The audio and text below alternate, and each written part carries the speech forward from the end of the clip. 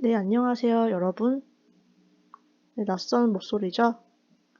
네, 오늘 사회문화 수업, 사회집단과 사회조직단원의 온라인 수업을 맡게 된 교생 실습생 조현정입니다.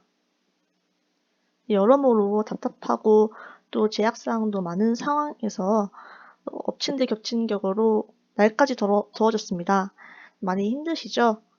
네, 그래도 저는 힘내서 열심히 수업할 테니까 여러분도 최선을 다해서 수업 들어주시면 감사할 것 같고요.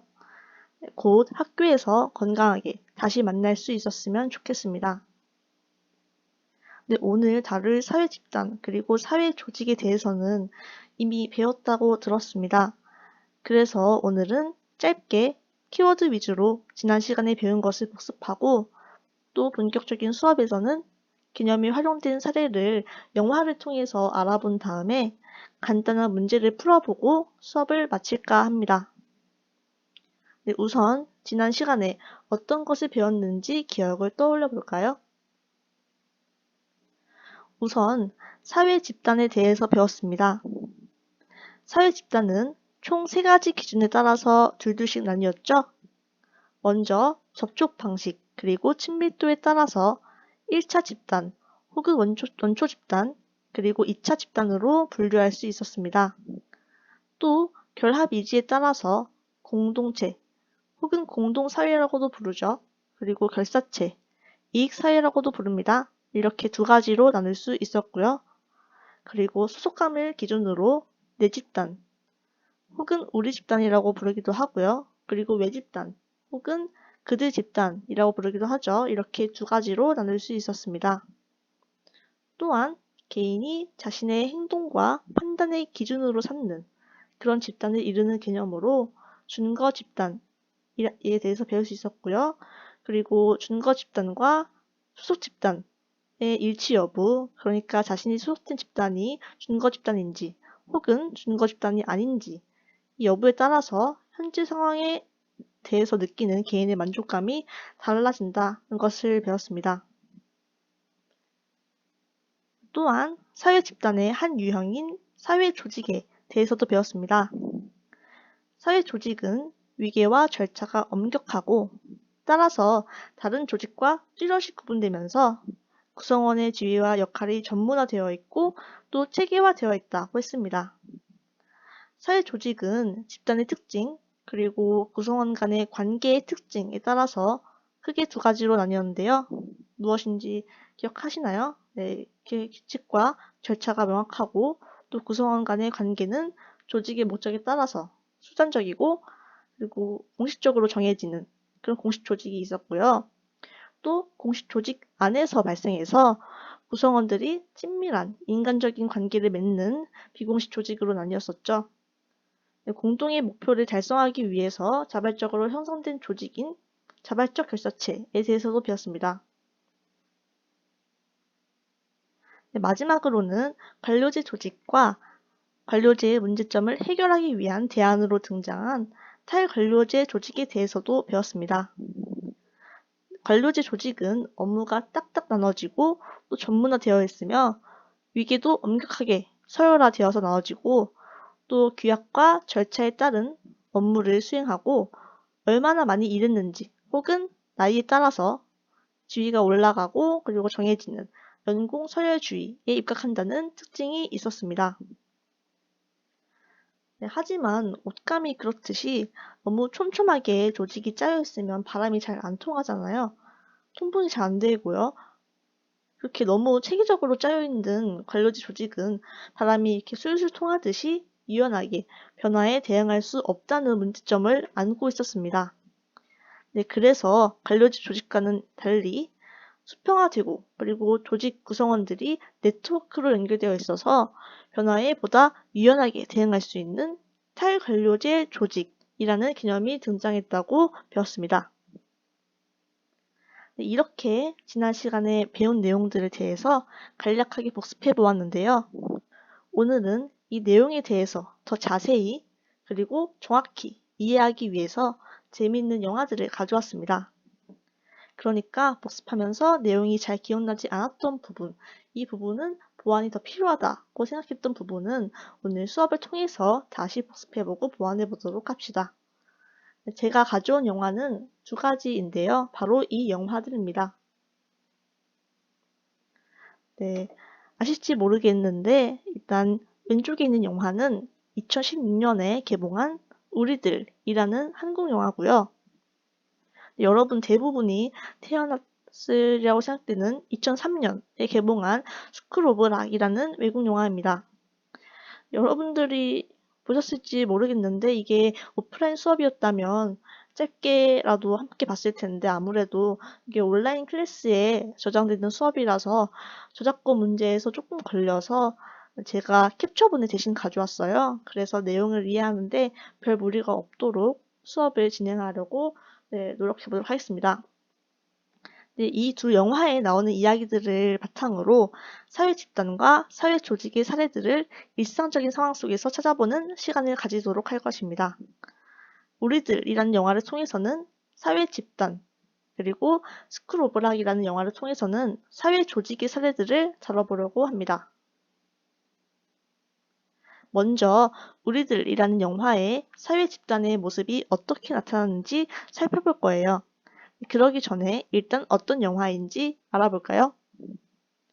우리들은 2016년에 제작된 윤가은 감독의 영화고요. 굉장히 재밌습니다. 어린 시절에 대한 공감이 많이 되는 영화였고요. 저는 이 영화를 보고 정말 감동을 받아서 GB라고 하나요? 그 감독님이 직접 나오셔서 영화에 대해서 해설해주고 설명해주시는 그 라이브 톡도 관람한 적이 있을 정도입니다. 인터넷에서 굉장히 쉽게 구할 수 있으니까 오늘 수업이 끝나면 궁금하신 분들은 찾아보시면 좋을 것 같습니다. 제가 여기 간략한 줄거리를 적어놨는데요. 지금부터 30초 정도 드릴 테니까 정지하지 마시고 지금부터 빠르게 읽어주세요. 네, 읽어주세요.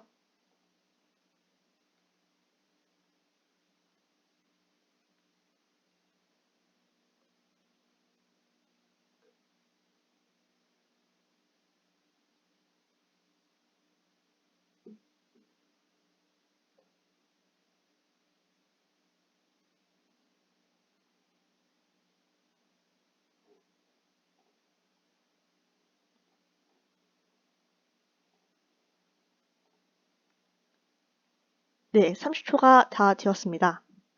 다 읽으셨는지 확인하기 위해서 간단한 퀴즈를 내볼게요. 방금 읽었던 줄거리에서 등장하는 인물은 총 몇 명일까요? 3초 드리겠습니다. 생각해보세요. 하나, 둘, 셋. 네, 총 3명이었습니다. 외톨이인 선희, 그리고 선희랑 친하게 지내던 지아, 그리고 지아와 편이 되어서 함께 선희를 외면하는 보라. 이렇게 셋이었습니다. 물론 이 인물 외에도 등장하는 인물들이 많습니다.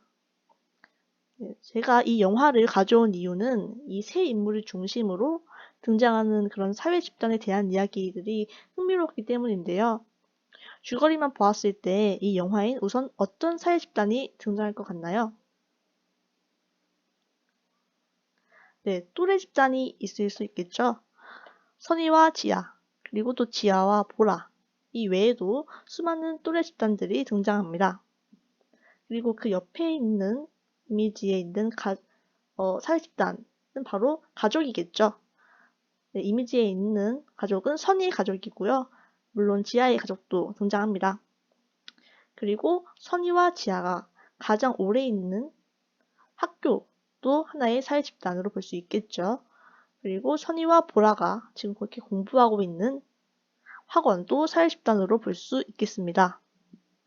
우리가 이들을 사회 집단이라고 부를 수 있는 이유는 우리가 배웠던 사회 집단의 세 가지 성립 요건을 떠올리면 되겠는데요. 일단 구성원이 둘 이상이죠. 그리고 이 구성원들 사이에서는 지속적인 상호작용이 일어나고 있고요. 그리고 소속감을 가지고 있죠. 네, 여기서 나오는 또래 집단, 그리고 가족, 또 학교, 학원, 이 네 가지 사회 집단을 한번 우리가 배웠던 집단 유형에 의해서 나눠보려고 합니다. 먼저 접촉 방식과 친밀도에 따라서 구분을 해본다면 1차 집단, 그리고 2차 집단으로 나눌 수 있겠죠? 이렇게 나눠 본다면 우선 1차 집단으로는 또래 집단, 그리고 가족, 2차 집단으로는 학교와 학원 이렇게 분류할 수 있겠죠. 결합 이지에 따라서 구분을 한다면 공동체와 결사체, 혹은 공동사회와 이익사회 이렇게 구분할 수 있겠고요.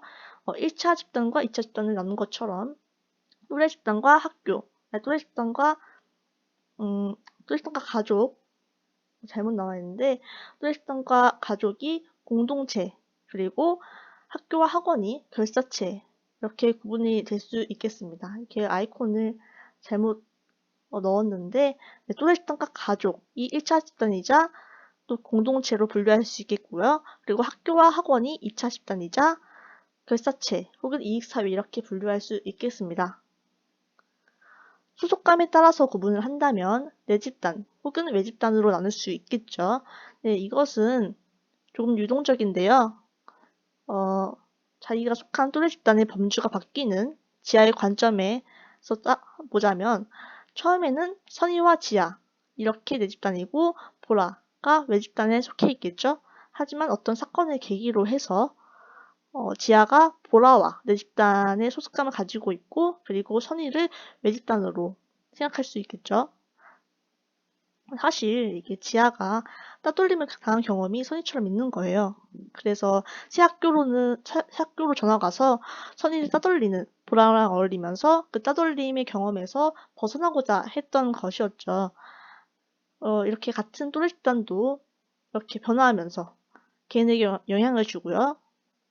이런 또래 집단의 범위 그리고 경계는 상황에 따라서 달라질 수 있습니다.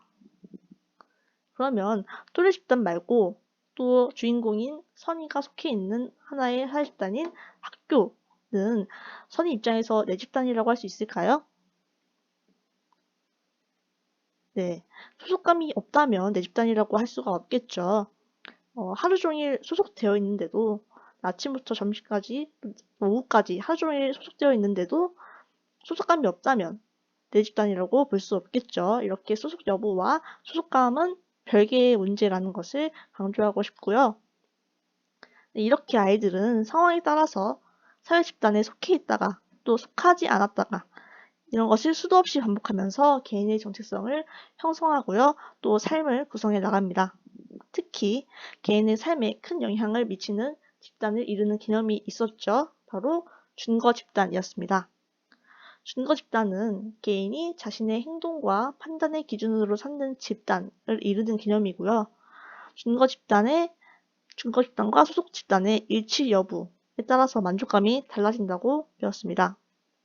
그러니까 준거 집단과 소속 집단의 일치 여부도 다를 수 있고 또 그에 따른 만족감의 여부도 달라지겠죠. 제가 이 영화에서 가장 인상적인 부분으로 보았던 파트는 시작 부분이었어요. 이 부분이 뭐냐면 체육 시간에 피구팀을 정하는 장면인데요. 각 팀에서 한 명씩 나와서 가위바위보를 하면서 뽑고 싶은 친구들을 각자 팀으로 데려가는 장면이고요. 여러분도 만약 학교에서 피구를 해보셨으면 이런 경험이 한 번쯤은 있었을 것 같습니다. 주인공인 선이는 계속 자신이 뽑히기를 바라지만 계속 안 뽑히다가 마지막에 혼자 남아서 이제 남은 자리로 들어가는 그런 장면인데요. 굉장히 사소해 보일 수 있는 그런 부분이고 그런 경험이지만 사실 누구에게나 이런 감정이 있죠. 이런 경험이 있고요. 어떤 집단으로 들어가서 혹은 뽑혀서 역할을 다하고 싶고 또 소속되고 싶은 그런 누구에게나 있는 마음이 잘 표현된 장면이라고 생각해서 이렇게 가져와 봤습니다. 물론 이 피구팀을 사회 집단이라고 볼 수는 없겠죠. 왜냐하면 이 구성원들이 둘 이상이고 또 구성원들이 소속감을 가질 수는 있지만 지속적인 상호작용은 없죠. 이게 체육 시간이 끝나면 피구 시간이 끝나면 바로 해체되는 그런 팀이기 때문에 지속적인 상호작용은 없겠고 그래서 사회 집단으로 이룰 수는 없겠습니다만 하나의 비유에 해당하는 거죠. 이렇게 유년기 때 혹은 청소년기 때 안정된 사회 집단에 소속되어 있지 않기 때문에 둘 이상의 집단에서 구성원들이 둘 이상으로 이루어진 집단에서 지속적인 상호작용을 하면서 소속감을 느끼고 싶은 그런 안정감에 대한 욕구를 잘 표현하는 그런 비유이자 장면이 아닐까 생각합니다. 인간은 이렇게 어린 시절부터 꾸준히 무수한 사회 집단 속에서도 영향을 받고 영향을 주고 상호작용을 하면서 살아간다는 것을 알 수 있었던 영화입니다. 이렇게 사회 집단에 대해서 우리들이란 영화를 통해 알아봤고요. 스쿨 오브 락을 통해서 사회 집단보다 더 목적이 분명하고 또 구성이 엄격한 사회 조직의 개념에 대해서 알아보려고 합니다. 네, 이 영화는 여러분들이 태어났을 때 2003년에 제작된 굉장히 옛날 영화지만 또 재밌습니다. 이것도 인터넷에서 쉽게 구할 수 있으니까 보시기를 추천드리고요. 역시 30초라는 시간을 드릴 테니까 줄거리를 빠르게 읽어주시면 되겠습니다. 네, 시작하겠습니다.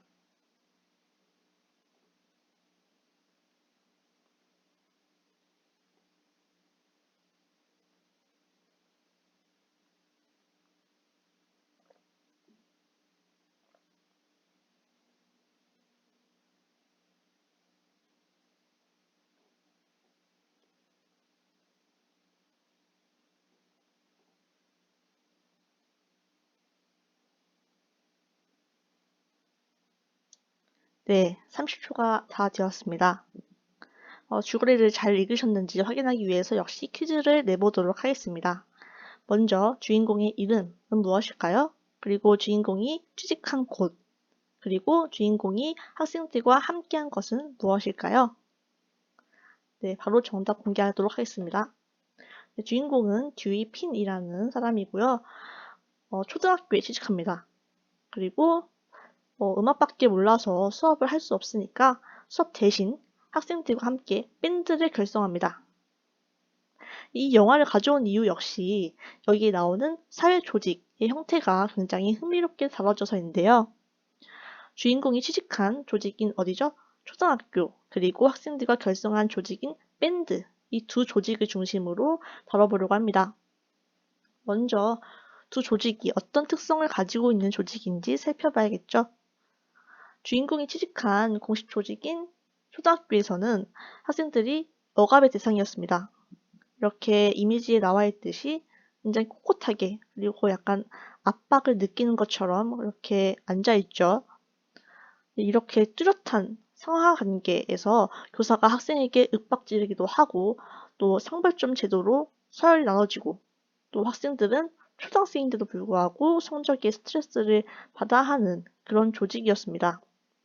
하지만 비공식 조직인 밴드는 비록 처음에는 주인공의 주도 하에서 아무것도 모르는 학생들이 참여하는 식으로 결성되었으나 학생들이 점차 자기가 좋아하는 혹은 또 잘하는 그런 것들과 연결해서 악기뿐만 아니라 매니지먼트라든지 조명이라든지 코디라든지 이런 여러 가지 역할을 스스로 맡아서 결국에는 완전히 자발적인 참여하에 유지되는 그런 자유로운 조직이 되었습니다. 그렇다면 이 조직들을 우리가 배웠던 개념과 결부시켜 볼까요? 배운 바에 따르면 사회 조직 역시 이렇게 기준에 따라서 나뉠 수 있겠습니다. 먼저 특정한 목적을 위해서 의도적으로 만들어진 공식 조직, 그리고 그 공식 조직 내에서 친밀한 인간관계를 바탕으로 형성된 비공식 조직이 있겠고요. 그리고 특정한 목적을 위해서 구성원의 역할을 명확히 하고 또 엄격한 규칙과 위계에 따라서 운영되는 관료제 조직, 그리고 그 관료제 조직의 한계를 해결하기 위해서 등장한 사회관료제 조직이 있겠습니다. 그리고 또 공동의 관심사나 이해관계를 가진 사람들이 공동의 목표를 달성하기 위해서 자발적으로 형성한 자발적 결사체라는 개념에 대해서도 배웠습니다. 네, 이렇게 공식 조직과 비공식 조직으로 나눠보자면 공식 조직으로는 학교가 되겠고요. 그리고 비공식 조직으로는 밴드가 되겠습니다. 왜냐하면 학교는 특정한 목적을 위해서 의도적으로 만들어진 조직이고요. 공식 조직 내에서, 그러니까 초등학교 내에서 인간적인 관계로 같은 취미와 관심사로 만들어진 조직이니까 밴드는 비공식 조직에 해당할 수 있겠죠. 이런 비공식 조직에는 순기능과 역기능이 있습니다. 이 밴드에도 둘 다 나타납니다. 우선 아까 말씀드렸다시피 이 초등학교는 굉장히 위계적이고 그리고 억압적이었어요. 그렇지만 학생들은 밴드 활동을 통해서 더욱더 친밀하고 인간적인 관계를 통해 자신이 좋아하고 하고 싶어 했던 일을 하면서 서로 자존감을 높이게 됩니다. 어떤 학생은 자신은 멋지지 않은 왕따라서 멋진 사람만이 할 수 있는 밴드를 할 수 없다고 했는데 선생님이 아니다. 너는 키보드를 잘 치고 정말 멋진 학생이기 때문에 밴드에 들어와도 된다. 라는 말을 함으로써 격려를 해주고요. 그리고 화면에 띄운 것처럼 외모에 자신이 없어서 무대를 설 수 없다고 하는 그런 여학생도 너는 좋은 목소리를 가지고 있다는 격려와 북돋움 속에서 자신감 있게 학교 생활과 밴드 생활을 이어나갈 수 있게 됩니다. 이렇게 되면 공부라든지 그리고 학교 생활이라든지 이런 공식적인 업무에도 도움이 될 수 있겠죠. 네, 이렇게 비공식 조직은 구성원들 사이 친밀한 인간적 관계를 조성하면서 공식 조직에서의 긴장감을 줄이고 또 공식 업무와 관련된 문제를 수월하게 해결할 수 있다는 순기능을 가집니다. 하지만 그런 좋은 기능만이 있는 건 아니겠죠. 여기서 선생님인 듀이는 원래 있던 상벌점 제도를 없앰으로써 이 반에서는 그 제도가 기능하지 못하게 합니다. 그러니까 성적을 매겨야 하는데 이 반은 예외가 된 거죠. 다른 반과 비교해 봤을 때 공정성이 없어질 수 있겠죠. 이렇듯 비공식 조직은 공식 조직의 업무에 사적인 관계를 개입시켜서 업무의 공정성을 저해할 수 있는 역기능을 가지기도 합니다. 이 밴드를 우리는 비공식 조직 말고도 다른 개념으로 칭할 수 있습니다. 여기 제가 진하게 표시된 부분을 보면 경연대회에 출전하라고 하는데 라고 나와 있죠. 이렇듯 이 밴드는 경연대회에 출전 그리고 입상이라는 공동의 목표 하에서 형성된 조직이기 때문에 자발적 결사체라고도 부를 수 있습니다. 처음에는 선생님이 결정한 부분이지만 아까 말씀드렸다시피 자기가 하고 싶은 일을 각자 신청하고 자신이 어필해서 최종적으로는 자발적으로 운영이 되는 밴드가 되었다고 했죠. 이처럼 자발적으로 결성되고 또 가입과 탈퇴가 자유로운 이런 조직을 자발적인 결사체라고 합니다. 이 자발적 결사체 또한 순기능과 역기능을 가지는데요. 먼저 사회가 다원화될 수 있겠죠.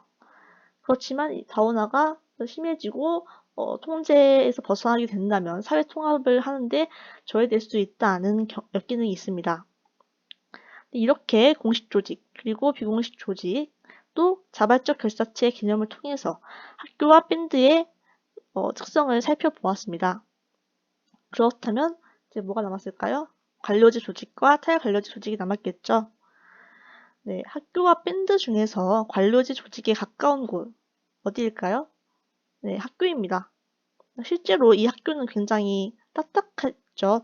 네, 억압적이고 현장 학습도 잘 안 내보내주고 무조건 교실에서 공부만 하게 하고 그리고 영화를 보면 아시겠지만 교장, 그 다음에 교사, 그 다음에 학생 이렇게 상하 관계, 수직 관계로 설정되는 그런 위계 관계도 굉장히 딱딱해 보였어요.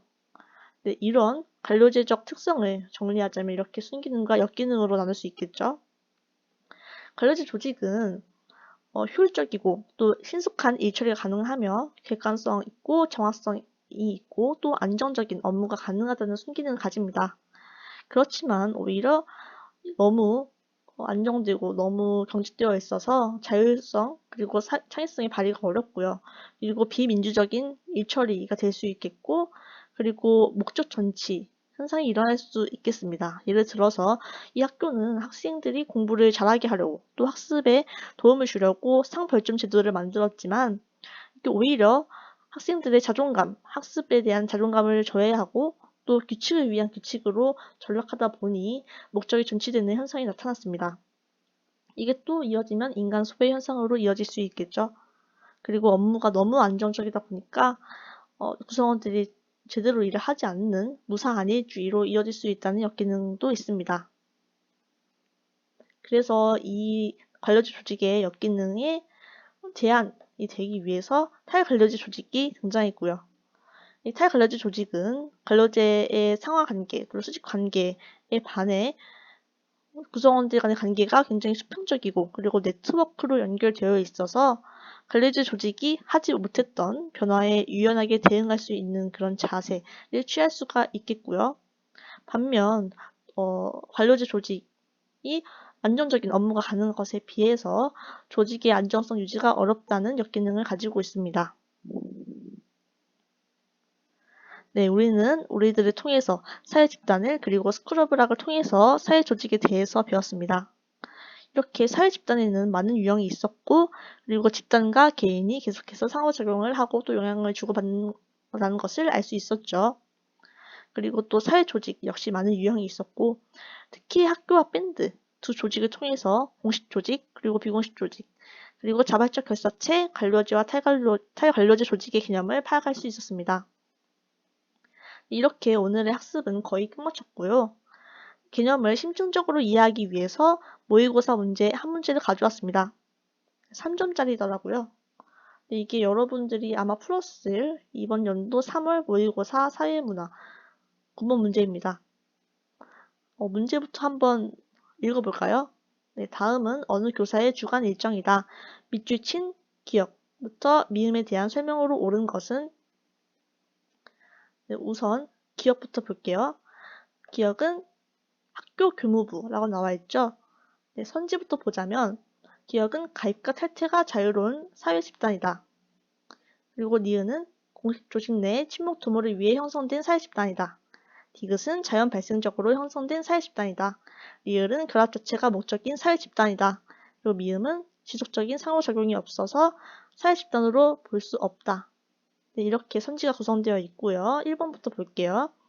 가입과 탈퇴가 자유로운 사회 집단. 무엇이었죠? 네, 자발적 결사체였습니다. 기억, 학교 교무부는 자발적 결사체인가요? 아니죠. 가입과 탈퇴가 자유롭지도 않고요. 네, 1번은 아닙니다. 2번 볼게요. 니은은 공식 조직 내에 친목 도모를 위해 형성된 사회 집단이다. 무엇일까요? 네, 비공식 조직이겠죠? 니은 볼게요. 학교 내 등산 동호회. 학교라는 공식 조직 내에서 친목 도모를 위해 형성된 비공식 조직이 맞죠. 그래서 정답은 2번입니다. 그리고 디귿은 자연 발생적으로 형성된 사회 집단이다. 뭘까요? 네, 공동체 혹은 공동사회입니다. 대학교 총동창회는 공동체가 맞을까요? 아니죠. 자연 발생적이지 않고 후천적이고 인위적으로 형성된 이익사회, 즉 결사체의 개념에 맞닿아 있죠. 그리고 리을은 결합 자체가 목적인 사회 집단이다. 무엇일까요? 네, 공동체입니다. 공동체에 반하는 개념인 결사체는 결합이 아니라 어떤 특정 목적을 이루는 것이 하나의 목적이죠. 네, 땡땡 시민단체는 그런 특정 목적을 이루기 위한 단체이기 때문에 공동체가 아닙니다. 마지막으로 미음은 지속적인 상호작용이 없어서 사회집단으로 볼 수 없다. 가족이 지속적인 상호작용이 없나요? 네, 아니겠죠. 그렇기 때문에 5번도 아닙니다. 정답은 2번입니다. 네, 한 문제를 더 가져왔는데 같이 풀어보도록 하겠습니다. 사회 조직의 형태인 A와 B의 일반적인 특징에 대한 옳은 설명만을 보기에서 고른 것은 단 A와 B는 각각 관료제와 탈관료제 중 하나이다. 한번 제가 밑줄 친 부분을 위주로 읽어본다면 표준화된 업무 방식, 그리고 자발성이나 창의성을 발휘하기 힘든 조직의 상위에 있는 소수에게 권한이 집중되자 이러한 권한을 악용하는 경우도 있는 그런 조직은 관료제 조직이겠죠. 그리고 초록색 빛을 친 부분을 보자면 B는 소수에 집중되었던 권한을 분산시키고 그리고 재량권을 구성원들에게 고루 부여하면서 창의성을 발휘할 수 있는 환경을 만들어주는 탈관료제 조직이겠죠. 그래서 이 A와 B가 관료제고 탈관료제라는 가정하에 보기를 보시면 되겠습니다. 먼저 A는 그러니까 관료제 조직은 탈관료제 조직에 비해서 중간 관리층의 비중이 높다. 맞습니다. 그래서 중간 관리층이 뭐냐면 가장 조직의 우두머리에 있는 사람과 그리고 아래에 있는 사람을 잇는 관리자 역할을 하는 사람을 이루는데요. 네, 관료제의 특징은 이런 수직관계, 상하관계 속에서 관리자의 비중이 높다는 것을 들 수 있겠고요. 그리고 니은은 A는 B에 비해 상향식 의사결정을 중시한다 라고 나와 있는데 아닙니다. A는 B에 비해서 하향식이 아니라 위에서 아래로 내려가는, 그러니까 하향하는 하향식 이사결정을 중시하죠.